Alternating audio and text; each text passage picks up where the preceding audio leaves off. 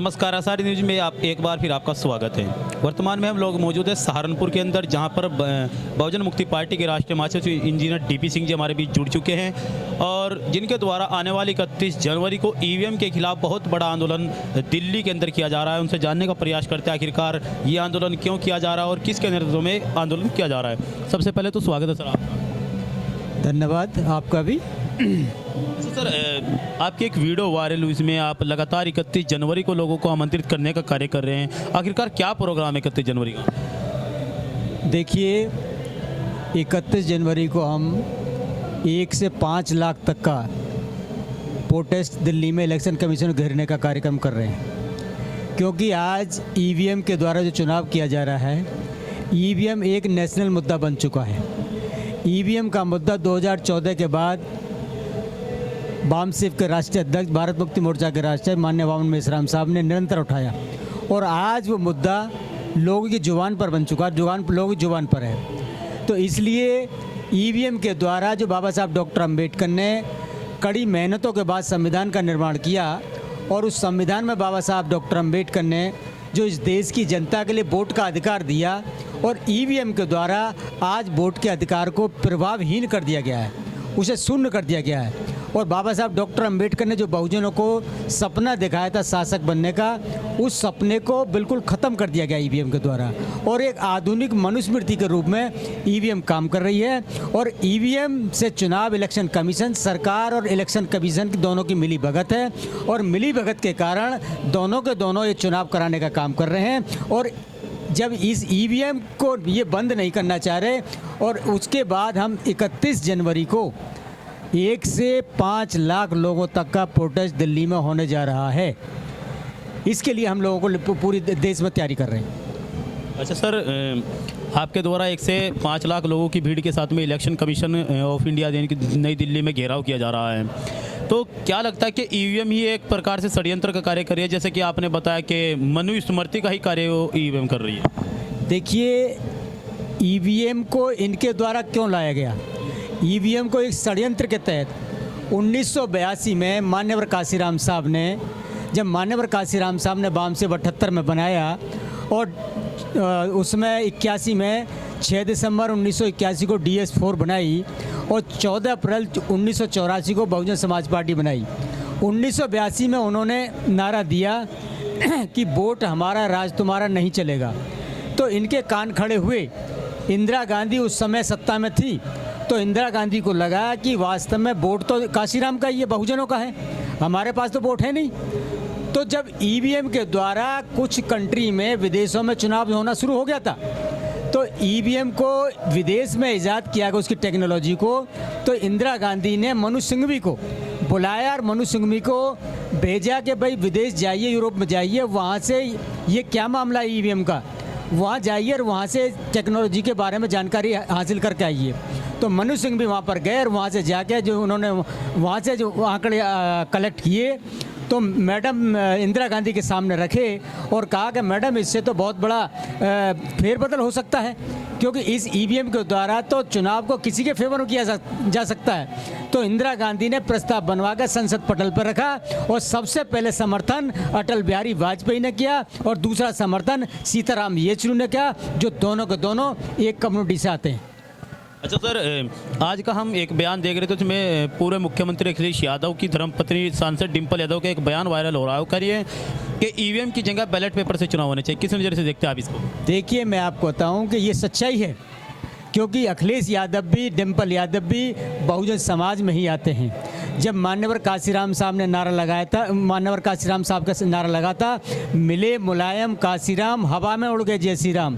जब बहुजनों का ये गठबंधन नेशनल लेवल पर धीरे धीरे बढ़ रहा था, उसी के बाद में ये सारी हरकतें हुई हैं। उसके बाद में 2004 में कांग्रेस ने ईवीएम से चुनाव किया, 2009 में कांग्रेस ने ईवीएम से चुनाव जीता, 2014 में नरेंद्र मोदी ने ईवीएम से चुनाव जीता, 2019 में नरेंद्र मोदी ने ईवीएम से चुनाव जीता। तो हम 2014 के बाद निरंतर ईवीएम के विरोध में आंदोलन चला रहे हैं और हमें बिल्कुल भी दिखाया नहीं जा रहा। इसलिए जो हम जमीन पर काम कर रहे थे वो हमारी आवाज़ आज जन जन तक पहुंच गई है। उसी कड़ी में अखिलेश यादव, डिम्पल यादव, जितने भी नेता बोलने का काम कर रहे हैं और दिल्ली के अंदर जो वकील बैठे हैं वो सारे के सारे जो बाम सेव ने आवाज़ उठाई थी उस आवाज़ को बोलने का काम कर रहे हैं। और आज ईवीएम का मुद्दा आम जनमानस की जुबान पर है और ईवीएम आने वाले समय में हम इसको बंद करा कर रहेंगे। ईवीएम बंद होगी तभी बहुजनों का जो सपना है शासक बनने का वो साकार हो सकता है, अन्यथा नहीं हो सकता। दिल्ली सरकार के द्वारा 144 लगा दी गई तो कैसे आंदोलन हो पाएगा सर? देखिए, धारा 144 हमें पता था कि धारा 144, हमें तो ये भी आसार नज़र आ रहे थे कि आचार संहिता भी लगा सकते हैं, लेकिन कोई बात नहीं, ये संवैधानिक अधिकार है, ये संवैधानिक अधिकार है, फंडामेंटल राइट है। हमारा प्रयास प्रोटेस्ट करने का, हम प्रोटेस्ट दिल्ली में जाकर करेंगे। इसके लिए हम कुछ भी अंजाम भुगतना पड़े, चाहे कुछ भी हो, हमें जेल में डालेंगे और क्या करेंगे, फांसी थोड़ी लगाएंगे। आचार संहिता हम जेल में डाल सकते हैं, कोई उपद्रव मचाएंगे, हम कोई तोड़फोड़ करेंगे तभी तो हम उसमें जेल में डालने का काम करेंगे। क्या हम किसी सरकारी संपत्ति को नुकसान नहीं पहुंचाएंगे, किसी व्यक्ति को नुकसान नहीं पहुंचाएंगे। हम अपनी बात कर रहे हैं, हम ईवीएम का विरोध कर रहे हैं क्योंकि ईवीएम के द्वारा हमारे वोट के अधिकार को खत्म कर दिया गया है। और जो हमारा सपना है इस देश का शासक बने, लोकतंत्र में जिनकी संख्या होती है, उनकी सत्ता होती है, व्यवस्था उनके हाथ में होती है, लेकिन यहाँ पर उल्टा हो रहा है कि मात्र 3% लोग 97% लोगों को बेवकूफ़ बनाने का काम कर रहे हैं। तो इसलिए हम दिल्ली जाएंगे और दिल्ली में प्रोटेस्ट करेंगे। आने वाली 22 जनवरी इनके कल का क्या प्रोग्राम रहेगा आपका? देखिए, 22 जनवरी का उनका अपना मुद्दा है। 22 जनवरी जो भी कर रहे हैं वो अपना अयोध्या के अंदर जो भी वहाँ सारे के सारे अवशेष तथागत बुद्ध के निकले तो उनको ख़त्म कर दिया गया और आस्था के आधार पर निर्णय दिया है और आस्था के आधार निर्णय पर अपना वो काम कर रहे हैं, उन्हें अपना काम करने दो। बाहर जाते तो बोलते कि मैं बुद्ध के देश से आया हूँ क्यों, और यहाँ पर ये वर्किंग हो रहा है। देखिए, बाहर जब जवाहरलाल नेहरू जाते थे, जवाहरलाल नेहरू भी जाते थे, श्रीलंका में एक बार गए जवाहरलाल नेहरू, उन्होंने कहा कि मैं बुद्ध के देश से आया हूं, तो बाबा साहब डॉक्टर अंबेडकर ने इंडिया में कमेंट किया कि बाहर जाके कह रहा है जवाहरलाल नेहरू मैं बुद्ध के देश से आया हूं और भारत में आकर बुद्ध की विचारधारा को खत्म करने के लिए काम करता है। वही आज नरेंद्र मोदी कर रहे हैं, विदेश में जाते हैं कि मैं बुद्ध के देश से आया हूं, हम युद्ध नहीं बुद्ध लेकर आए हैं, और भारत में अगर आते हैं तो उस बुद्ध के विचार को खत्म करने के लिए निरंतर काम कर रहे हैं। तो क्या लगता है बीजेपी और सपा दोनों एक ही सिक्के के दो पहलू हैं? देखिए, मैं आपको बताऊं, समाज और कांग्रेस, बीजेपी कांग्रेस दोनों के दोनों एक सिक्के के पहलू हैं। कांग्रेस जाती है भाजपा आती है, भाजपा जाती है कांग्रेस आती है। यानी इन्होंने ऐसा निजाम यहाँ पे बना दिया है, ऐसा सिस्टम डेवलप कर दिया है कि बहुजनों का तीसरा दल सत्ता में नहीं आना चाहिए, ना ही विपक्ष में आना चाहिए। जो एक बहुजन समाज पार्टी मान्यवर काशीराम साहब ने निर्माण की थी, उस वो निरंतर एक नेशनल लेवल की पार्टी बनी और निरंतर सेंट्रल की तरफ बढ़ने का काम कर रही थी। इन्होंने ऐसे हालात पैदा किए कि उस पार्टी को भी एक राज्य की पार्टी बना दिया और उसका जो नेशनल लेवल का वो था मान्यता थी वो भी ख़त्म होने जा रही है। तो ये ईवीएम के द्वारा जो बहुजनों की क्षेत्रीय पार्टियां हैं उनको ख़त्म करने का इनका एक प्रोग्राम है। केवल विपक्ष में भी वही रहे और पक्ष में भी वही रहे, इसके लिए उनका काम चल रहा है। चैनल के माध्यम से जनता से क्या अपील चाहेंगे आप?